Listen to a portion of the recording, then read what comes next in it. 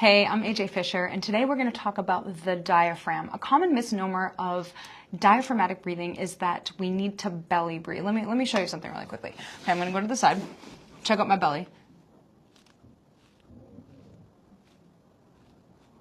During that period of time, I was 100% holding my breath and my diaphragm didn't move at all.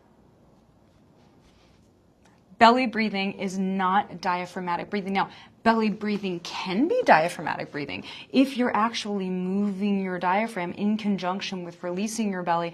But there's also a world where we're held and we're not even moving our belly and we're contracting our diaphragm. We're getting a full release and a full contraction of our diaphragm with held muscles. And so there's a variety of methods through which we can train the diaphragm. And I'm about to teach you my top methods of training diaphragmatic breathing. Now, I know this may seem in contrast to what I just said, but having something tied at the base of your ribs or using letter C's at the base of your ribs so that you can get feedback as to whether or not there's a movement, not front to back with the belly, but side to side laterally and in the back. So if you make letter C's and you put them at the base of your ribs, when you breathe, you're going to feel your intercostals expand like an accordion, sideways and also backwards. Now, there also can be movement to the front, but it needs to be in all four directions, front, side, and back. And sometimes, as I'm about to show you, there's no movement to the front and the only movement is to the sides and to the back, and that's okay. That's also a version of strengthening your diaphragm. Here I have my handy dandy ab ribbon. This is something that I designed several years ago and used to tie ribbons at the base of my clients' ribs, just simple satin ribbons. I mean, it wasn't really so great when we first started, but it gave them enough feedback to know, am I tensing the ribbon in conjunction with the inhale, and am I loosening it on the exhale? Because in many cases, it's the full, complete exhalation and the full release and the full stretch of the diaphragm that's going to give you the opportunity to get a full, healthy, strong contraction of the diaphragm in the opposite direction. What goes up must come down. What goes in must come out. I mean, we work in a world of oppositions, and so think about getting a full diaphragmatic, a full deep breath, starting from getting a full release, and this is your complete exhalation. This is one of the reasons why I love using the ab ribbon or like a bathrobe tie tied at the base of your ribs, or a rigid belt. I like something rigid that gives you feedback as to whether or not you're getting a complete exhale in conjunction with all of the muscles that help to assist in getting a complete exhale. These muscles that pull the navel to the spine, the pelvic floor pulling up, the ribs closing back, these are the muscles that help to squeeze every last ounce of air out of your lungs so that you actually can move to a complete exhalation, and then you have the opportunity to move to a complete involuntary inhalation, because your body is sending the signals to your brain that you must take an inhale. And there is no inhale like the inhale that you get when you need to take an inhale because you've moved to a complete exhalation, sometimes even inclusive of breath retentions, because of the signals that we get from things like our chemoreceptors. I know we're getting nerdy, but just fancy terminology for the signals in the body that tell us, take a deep breath now. Let me show you what I mean about getting a complete exhale. This is a method that I've used with a lot of clients to not only completely activate the deep abdominals in conjunction with movement, but also enhancing lung capacity. It's the amount of air that you can take into your lungs. Take a complete exhale, like really take a complete exhale, and then move to that inhale. So inhale through your nostrils, and then blow out through pursed lips until you think you have no air left. Ready? Let's go.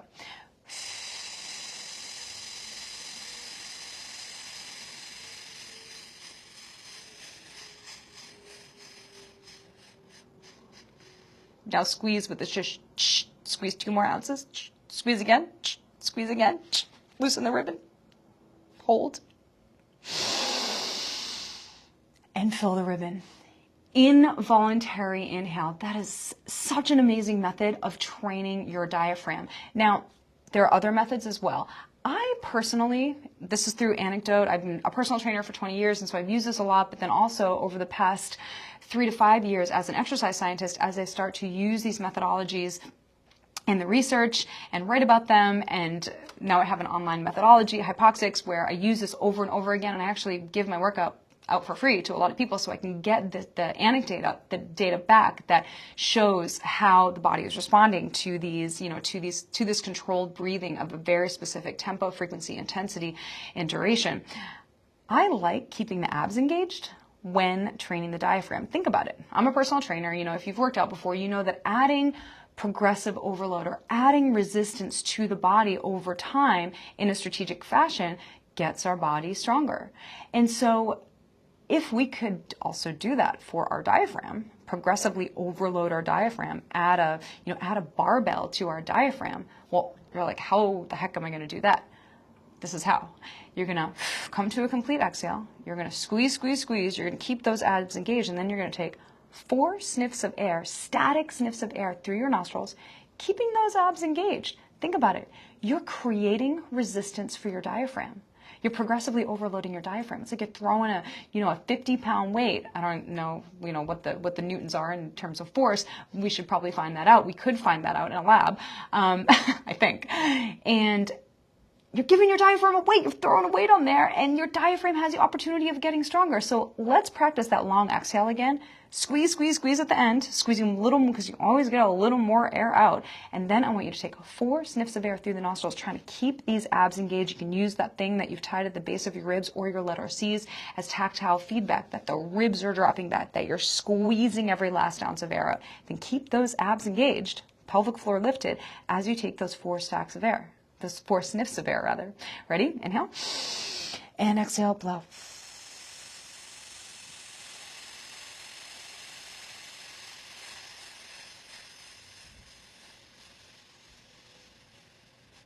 Squeeze, squeeze, squeeze.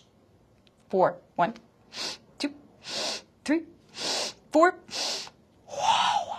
Amazing, right? And so the benefit of providing your diaphragm with resistance like that is not only that, it gets stronger over time because you're like putting a barbell underneath your diaphragm that's like a parachute and it's pushing, it's dropping down like this, but also you're enhancing things like mid-thoracic mobility. You're directing air. You're directing more air to the side ribs, to the middle back, because the air can't go below here. I mean, of course it can a little, but because you're creating that restriction, that belt of muscular restriction, you're preventing as much movement below this belt line, below the base of the ribs. And so therefore you're directing more air and you're sending more air to these other places that can be mobilized with your breath. And how amazing is that we can, create like a tourniquet or a corset, and we can direct our air to strategic places to not only strengthen our diaphragm, but also to mobilize certain areas. It's amazing. Now you can also strengthen your diaphragm by keeping the abs released, going to a complete exhale and taking anywhere between, I like taking more stacked inhales when the abs are released. So let me show you what I mean. Take a complete exhale and then fully release, Buddha belly, fully release the abs, fully release the pelvic floor, and you'll feel more movement to the front. And so at first, especially before the diaphragm has the strength to push against that tourniquet, that muscular corset, you may feel more movement in the diaphragm, keeping a nice Buddha belly. So let's practice it that way. Ready? Exhale. Completely drain the air. Triple squeeze out. Now move to your inhale, Buddha belly. Tighten the ribbon. Now I did 5 stacked inhales. Sometimes I even moved to 7. I relax my pelvic floor. I let the pelvic floor drop as the diaphragm drops, because that's actually the natural movement of, the combination of those deep core muscles and the diaphragm. And so what do I prefer to do? I like doing a combination of both.